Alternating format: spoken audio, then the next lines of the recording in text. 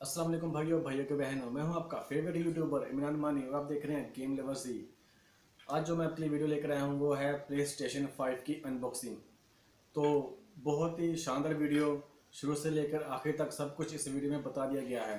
चलो शुरू करते हैं।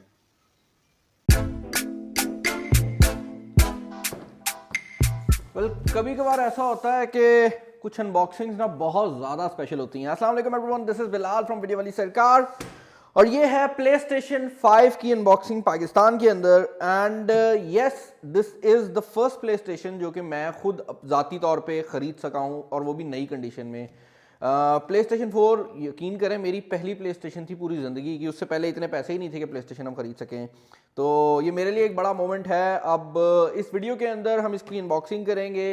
मैं आपको इसका प्राइस टैग, पाकिस्तानी मार्केट की अवेलेबिलिटी और वो सब कुछ बताऊंगा और इसका सेटअप प्रोसेस भी बताऊंगा, बिकॉज मुझे ये बात पता है कि सबसे ज़्यादा मज़ा प्ले स्टेशन यूज़र्स को, प्ले स्टेशन को जो पहली बार सेटअप होता है उसमें करने में आता है। तो आज की इस वीडियो के अंदर मैं इसका जो फर्स्ट सेटअप प्रोसेस है वो भी आपको दिखाऊंगा, ताकि आप लोगों को भी वही एक्सपीरियंस मिल सके जो मैं ले रहा हूँ।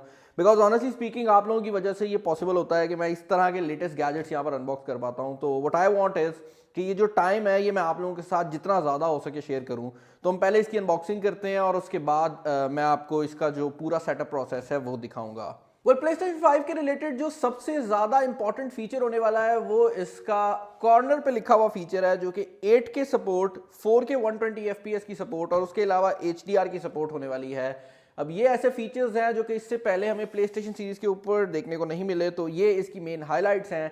अब मैं आपको यहाँ पर बोर कर सकता हूँ इसकी स्पेसिफिकेशंस बताकर, और इसके अंदर ये वाला जीपीयू लगा हुआ है और इसके अंदर इतने टेराफ्लॉप्स की पावर है, लेकिन मैं वो नहीं करूंगा। बिकॉज ऑनेस्टली स्पीकिंग अगर आपने वो सब कुछ करना होता तो आई बिलीव के प्ले स्टेशन से ज़्यादा आप पीसी गेमिंग की तरफ ज़्यादा ध्यान दे रहे होते। प्ले स्टेशन के जो यूजर्स हैं वो जनरली गेमिंग पे ज़्यादा जोर देते हैं, तो भाई हम वही करने वाले हैं। बॉक्स के साइड पर ज़्यादा डिटेल्स नहीं मेंशन की गई। बॉक्स का जो बैक साइड है उसको भी देख लेते हैं भाई। यहाँ पर मेंशन किया गया है कि इसके अंदर इस बार एसएसडी दी गई है, यहाँ पर आपको 3D ऑडियो टेक्नोलॉजी मिल रही है और यहाँ पर स्टनिंग गेम्स होने वाली हैं। और इसके अंदर अब एक ही वेरिएंट आ रहा है, तो आपके अंदर पास जो हार्ड ड्राइव की ऑप्शन है वो नहीं है। यहाँ पर एसएसडीज आ रही हैं डायरेक्टली, और ये 825 GB की एसएसडी ड्राइव के साथ आ रहा है। ऊपर की तरफ जो सील है इसको मैं खोल लेता हूँ।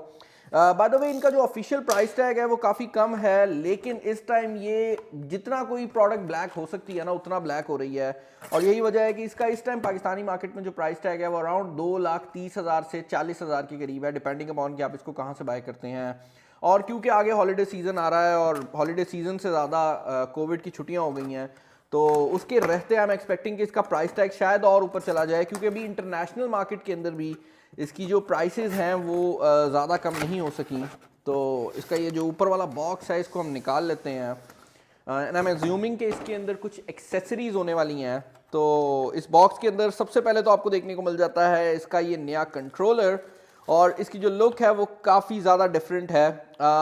तस्वीरों के अंदर ये देखने में बहुत ज़्यादा वाइट लगता है, लेकिन टू बी वेरी ऑनेस्ट ये एक म्यूटेड वाइट कलर के अंदर आ रहा है और काफ़ी हद तक ग्रे और वाइट के दरमियान में मुझे इसका कलर लग रहा है। जो फील है वो काफ़ी अच्छी है, काफ़ी स्टर्डी फील है, लेकिन शायद उसकी रीज़न ये भी हो कि प्ले स्टेशन 4 जो मैं इस्तेमाल कर रहा हूँ वो काफ़ी पुरानी हो गई है, तो उसका कंट्रोलर हमने यूज़ कर करके नरम कर लिया है। यहाँ पर जो कंट्रोलर है इसके बैक साइड पर ट्रिगर्स भी अडेप्टिव हैं, तो हम इन सब चीज़ों के ऊपर बाद में जाएंगे।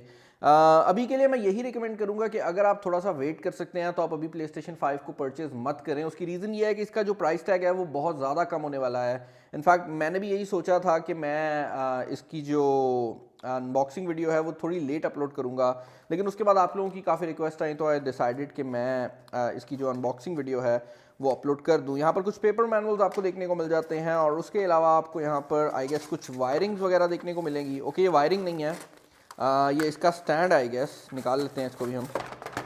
और ये वो स्टैंड है जिसको आप नीचे भी लगा सकते हैं और इसको लेटा भी सकते हैं। और उसके अलावा आपको एक HDMI केबल देखने को मिल जाती है, जो कि काफ़ी इंपॉर्टेंट है क्योंकि ये HDMI 2.1 को सपोर्ट करती है और नॉर्मली जो मार्केट में HDMI आ रही हैं वो 1.4 वाली हैं। तो अगर आप 4K 120 FPS का फ़ायदा उठाना चाहते हैं इस केबल की आपको काफ़ी ज़रूरत पड़ने वाली है, और अभी ये मिलेगी भी नहीं आसानी से, तो इसको मत घुमाइएगा अगर आप लेते हैं। इसके अलावा आपको एक USB Type-C की केबल मिल रही है क्योंकि जो कंट्रोलर है वो Type-C से चार्ज होता है।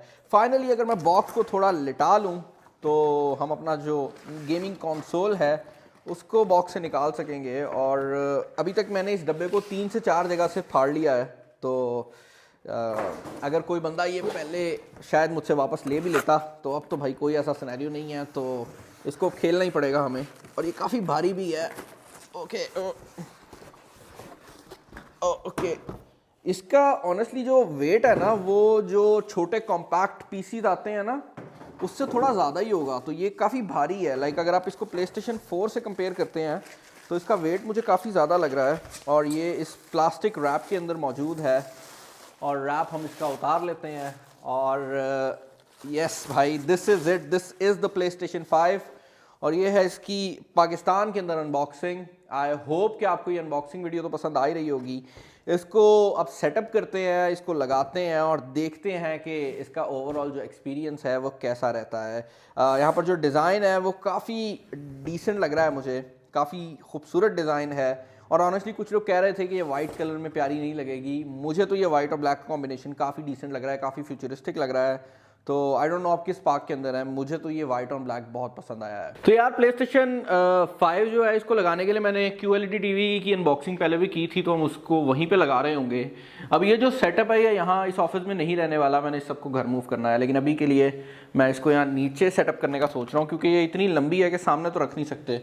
तो यहाँ पर इसको हम लगा देंगे। अब इससे पहले कि मैं इसको टर्न ऑन करूँ और आपको इसके बारे में जो डिटेल्स हैं वो बताऊँ, मैं आपको आज के स्पॉन्सर्स के बारे में बताना चाहूँगा, जो कि अल्पाइन बियर वाले हैं। अल्पाइन बियर हमारा काफ़ी पुराना स्पॉन्सर है, और अल्पाइन बियर बेसिकली बैग से लेकर जैकेट्स और इसके अलावा डिफरेंट एक्सेसरीज वगैरह क्रिएट करते हैं। और इनकी जितनी भी प्रोडक्ट्स हैं वो काफ़ी हद तक आप देख सकते हैं कि टेक वालों के लिए ख़ास तौर पर मैन्युफैक्चर की जाती हैं। तो फॉर एग्जाम्पल अगर आप जैकेट की बात करते हैं तो इन्हें जैकेट के अंदर पावर बैंक की जगह दी हुई है। अगर आप इनके टेक बैग की बात करते हैं तो उसमें पर्टिकुलरली हर एक प्रोडक्ट के लिए सेपरेट कंपार्टमेंट दिया हुआ है। मैं इनका जो बैग है वो आई थिंक पिछले कोई 8-9 महीने से इस्तेमाल कर रहा हूँ। मुझे एग्जैक्टली याद भी नहीं है कि मैंने वो कब यूज़ करना स्टार्ट किया था, और उसके बाद मुझे उसको कभी चेंज करने की ज़रूरत ही नहीं पड़ी, क्योंकि उसकी जो क्वालिटी थी वो बहुत अच्छी है। उनके ग्लव्स आए हुए हैं जो कि उनके बहुत ज़्यादा मोटे ग्लव्स हैं। तो अगर आप बाइकर हैं या आप बहुत ज़्यादा सर्दी में आगे ग्लव्स लेना चाहते हैं तो आप वो ले सकते हैं। उनकी जैकेट आई हुई है, अगेन काफ़ी अच्छी है। तो डिस्क्रिप्शन के अंदर जो लिंक है वो आपको देखने को मिल जाएगा।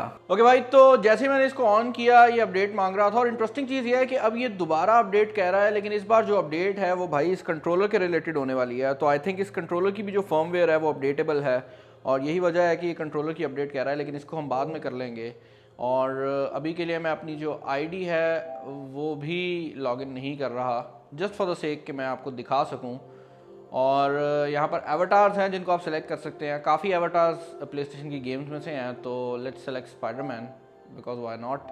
ओके भाई, तो ये वो नई स्क्रीन है जो कि आपको पहले अगर आप PlayStation 5 ओपन करते हैं तो मिलेगी। यहाँ पर एक गेम प्री इंस्टॉल्ड है जो कि एस्ट्रोस प्ले रूम के नाम से है। ये डेमो गेम भी है, आके आप चीज़ें चेक कर सकें।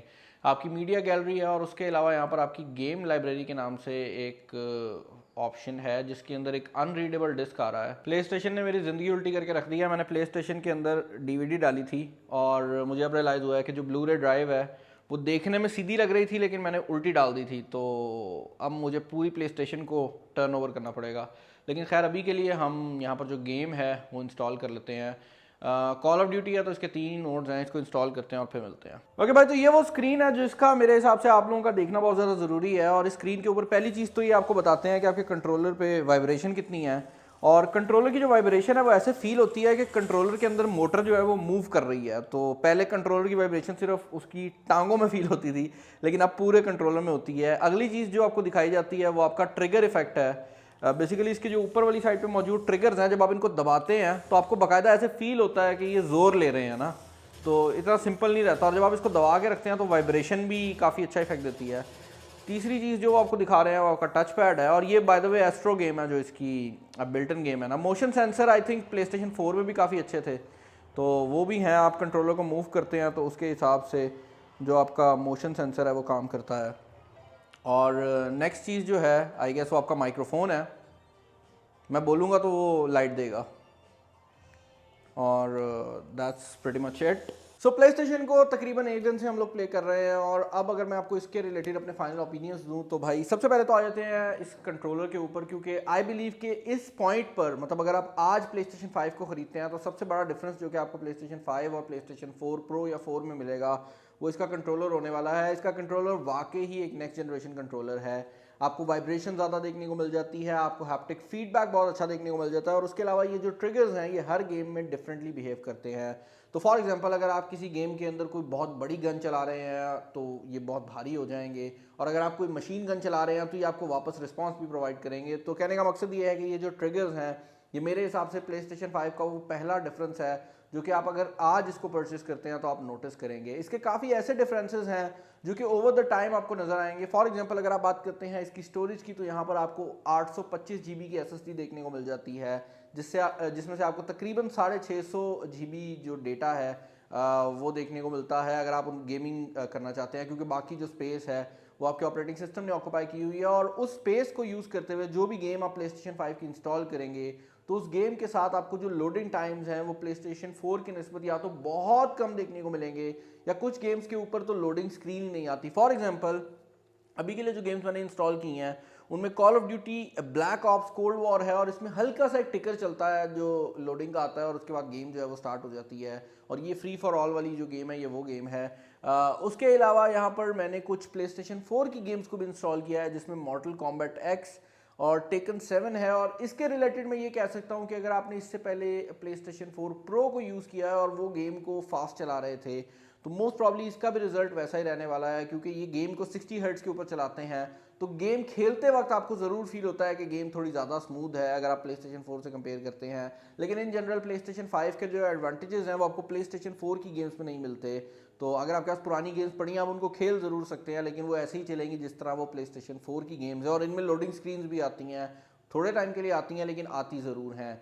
फाइनली अगर आप मेरे ओपिनियंस की रिलेटेड बात करते हैं इसके डिज़ाइन के ऊपर, तो मैं यही कहूँगा कि मुझे इसका डिज़ाइन बहुत ज़्यादा पसंद आया है। अगर आप बात करते हैं इंटरफेस की और ओवरऑल लुक की, तो वहाँ पर भी चीज़ें काफ़ी ज़्यादा बेटर हैं, लेकिन जिस चीज़ को भी आप हाथ लगाते हैं वो अभी अपडेट हो रही है, क्योंकि अभी ये जो कंसोल है काफ़ी ज़्यादा नया है। और इसके रिलेटेड अगर आप मेरे ओपिनियंस जानना चाहेंगे तो मैं यही कहूँगा कि अभी अगर आप इसलिए PlayStation 5 लेने का सोच रहे थे कि PlayStation 5 के ऊपर कोई ऐसी गेम आएगी जो कि आपको PlayStation 4 पे देखने को नहीं मिलेगी, तो अभी वो टाइम नहीं आया। अभी ऐसा कुछ नहीं है, PlayStation 4 के ऊपर भी 2023 तक जो गेम्स है वो आती रहनी है, तो आपको बड़ी इजीली वहाँ पर भी गेम्स देखने को मिल जाएंगी। हाँ ये ज़रूर है कि अगर आपके पास पहले से एक 4K टीवी मौजूद है जो कि हाई रिफ्रेश रेट को सपोर्ट करता है, या आपके पास 8K रेजोल्यूशन का टीवी मौजूद है, तब आप इसके ऊपर शिफ्ट कर सकते हैं और तभी जाकर आपको PlayStation 5 का एक्स्ट्रा एडवांटेज मिलेगा।